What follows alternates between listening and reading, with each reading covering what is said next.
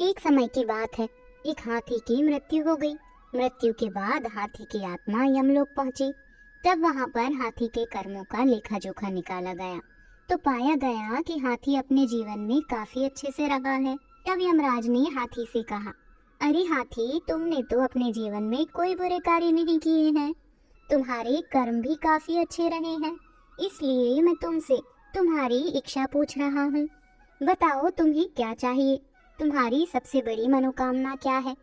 यमराज जी, अगर वाकई में आप मेरे कर्मों से प्रसन्न हैं और अगर मेरा दूसरा जन्म होना है तो मुझे किसी भी जीव में जन्म दे दीजिए, लेकिन मेरे ऊपर किसी मनुष्य का अधिकार ना हो। मैं मनुष्य के बंधन में ना रहूं, क्योंकि मनुष्य के साथ रहना सबसे कठिन कार्य होता है। हाथी की इस बात को सुनकर यमराज काफी हैरान हो जाते हैं। वे कहते हैं कि ये तुम क्या कह रहे हो गजराज? मैं तो यही जानता हूँ कि मनुष्य जाति सबसे अच्छी होती है, वो सबसे ज्यादा बुद्धिमान होते हैं। हाथी कहता है कि यमराज जी, यही तो परेशानी है कि मनुष्य जाति सबसे ज्यादा बुद्धिमान होते हैं। आपको इंसानों के विषय में शायद ज्यादा जानकारी है नहीं, इसीलिए आप ऐसी बातें कर रहे हैं। कैसी जानकारी नहीं है मुझे? तुम खुद देखो, यहाँ पर कितने मनुष्य खड़े हैं। उन्हें उनके कर्मों के अनुसार जो मिले उसे बिना किसी परेशानी के वे स्वीकार करते हैं।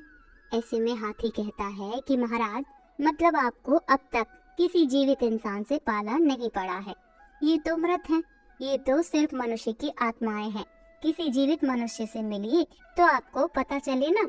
ऐसे में यमराज काफी हैरान हो गए। तब यमराज ने कहा, ठीक है, तुम्हारी बात को आजमाने के लिए मैं तुम्हारे मालिक को यही जीवित मंगाता हूँ। अगर तुम्हारी बात सत्य निकली तो तुम जो कहोगे मैं वैसा ही करूँगा, लेकिन अगर तुम्हारी बात गलत साबित हुई तो तुम्हें वापस उसी मालिक के पास जाकर रहना होगा जहाँ तुम पहले थे। हाथी ने अब यमराज की शर्त मंजूर कर ली। यमराज को भी हाथी की बातें काफी दिलचस्प लगी और वो किसी जीवित मनुष्य से मिलकर उसके बारे में जानने को उत्सुक हो गए। उन्होंने अपने यमदूतों को आदेश दिया कि जाओ, जाकर उसके मालिक को जीवित ले आओ। यमराज की आज्ञा मानकर 4 यमदूत हाथी के मालिक को लेने धरती पर पहुंच गए, लेकिन अब उनके सामने परेशानी ये थी कि जीवित मनुष्य को लेकर जाएं तो जाएं कैसे। इसीलिए वो लोग उसके सोने का इंतजार करने लगे। जब हाथी का मालिक पलंग पर सो गया तो यमदूतों ने पलंग सहित उसे उठा लिया और ये यमलोक की तरफ चल पड़ी। थोड़ी देर बाद जब हरिलाल की नींद खुली तो उसने खुद को आसमान में उड़ते हुए पाया। नीचे देखा तो धरती नजर भी नहीं आ रही थी। तब उसने उन 4 यमदूतों से पूछा, आप कौन हैं? मुझे कहाँ लेकर जा रहे हो? हम यमदूत हैं और तुम्हें यमलोक लेकर जा रहे हैं। तब हरिलाल कहता है कि ये यमलोक तो लोग मृत्यु के बाद जाते हैं, लेकिन मैं तो जीवित हूँ। इस पर यमदूत ने कहा, आज वहाँ पर जीवित व्यक्ति की ही जरूरत है। दरअसल एक हाथी ने यमराज से कहा है कि जीवित व्यक्ति को लेकर आओ, तब आपको पता चलेगा। अरे वो तो मेरा हाथी ही है जिसकी आज मृत्यु हुई है, लेकिन उसने मुझे ऊपर बुला लिया। तब परेशान हरिलाल ने कोई तरकीब लगाने की सोची ताकि उसका जीवन सुरक्षित रहे। इधर उधर देखने पर उसे उसके पलंग पर ही एक कलम और कागज मिल गया। उसने उस पर कुछ लिखा और थोड़ी देर में ही यमलोक पहुंच गया। जब वो यमराज के सामने पहुंचा तो यमराज जोर जोर से हंसने लगे और हाथी की तरफ देखकर बोले, ये लो, तुम्हारा मालिक आ गया। कहाँ ये अदना सा इंसान, ये भला क्या कर लेगा? थोड़ा सब्र कीजिए महाराज, आपको सब पता चल जाएगा। इधर आओ।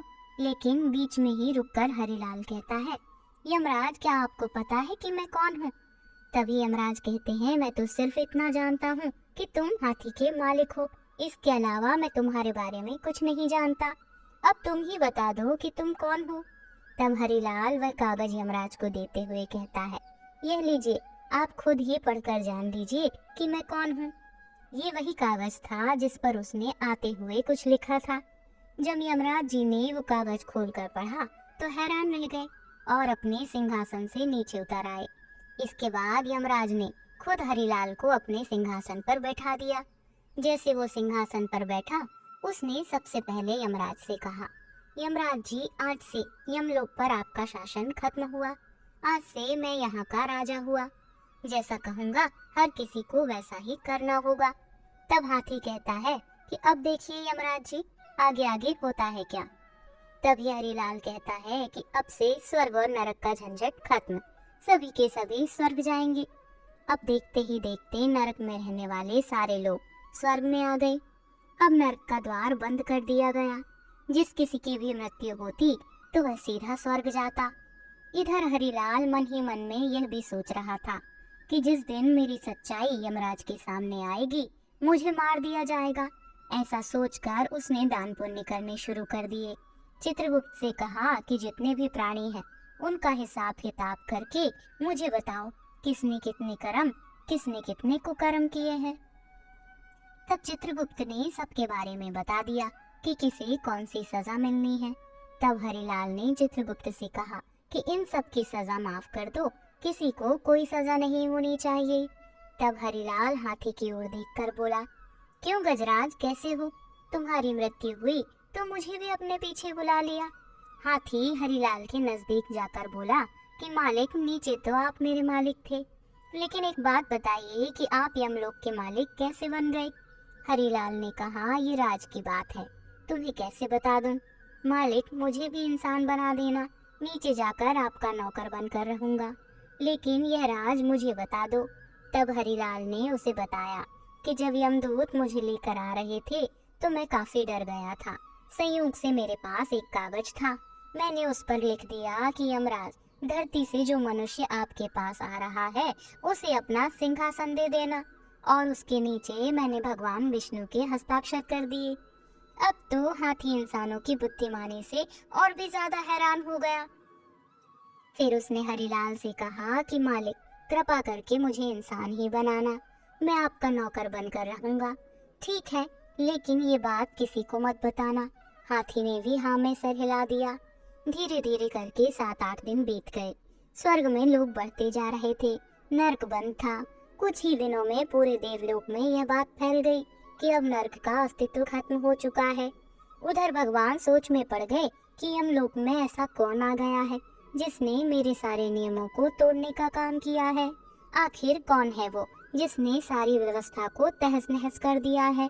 यह सोचकर भगवान विष्णु स्वयं यमलोक में आए और उन्होंने देखा कि यमराज यमलोक के द्वार के बाहर बैठे हैं।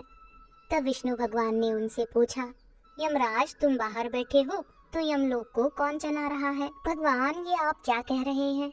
आपने ही तो इंसान को मेरे स्थान पर नियुक्त किया था और आप भी इस तरह से अनजान बन रहे हैं। उसने मुझे कागज दिया था जिसमें साफ साफ लिखा था कि मैं उसे यमलोक का सिंहासन दे दूं, और उस पर आपके हस्ताक्षर भी थे। आपको यकीन नहीं होता तो ये देखिए। भगवान विष्णु ने कहा, मैंने इंसान को यमलोक में नियुक्त किया है? मैंने तो ऐसा कभी नहीं किया। कौन है वो? फिर भगवान विष्णु थोड़ा सोचकर कहते हैं, यमराज, कहीं तुमने किसी जीवित मनुष्य को यमलोक में तो नहीं मंगा लिया? आप बिल्कुल सही कह रहे हैं प्रभु, मैंने जीवित इंसान को ही यमलोक मंगाया है। तभी यमराज ने शुरू से लेकर अब तक की सारी बात बताई। ऐसे में भगवान विष्णु को हंसी आ गई और वो मुस्कुराते हुए बोले, यमराज, तुम अब भी नहीं समझ पाए कि उस मनुष्य ने तुम्हें झूठा पत्र दिया था। उस पर मेरे नहीं बल्कि उसके खुद के हस्ताक्षर थे जो उसने मेरे नाम से किए थे। अगर वो तुम्हें पत्र नहीं देता तो तुम उसे विद्वान नहीं समझते। तुम्हें उसकी होशियारी का अंदाजा कैसे लगता? भगवान विष्णु की यह बात सुनकर यमराज ने अपने सिर पर दोनों हाथ रख लिए।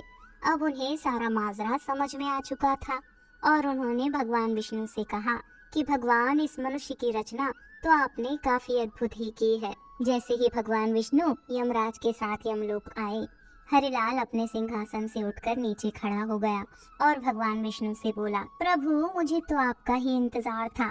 मैं कब से यही सोच रहा था कि कब आपके दर्शन होंगे और मुझे इस कार्य से मुक्ति मिलेगी।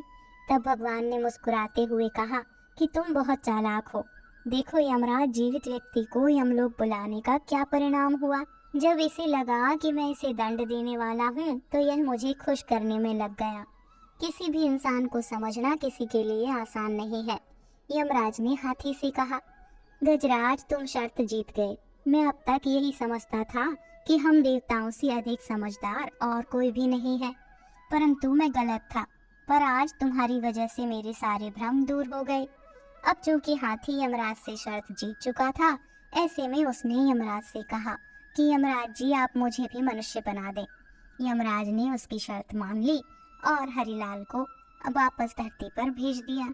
लेकिन यमलोक की सारी बातें उसके दिमाग से निकाल दी, यानी कि हरिलाल को यमलोक की कोई भी बात याद नहीं थी। वो फिर से आम जिंदगी जीने लगा। दोस्तों, इस कहानी से हमें यही सीख मिलती है कि इंसान को हर हाल में अपनी बुद्धि का इस्तेमाल करना चाहिए। अगर वह चाहे तो वो किसी भी मुसीबत का सामना आसानी से कर सकता है, जिस तरह से हरिलाल ने किया।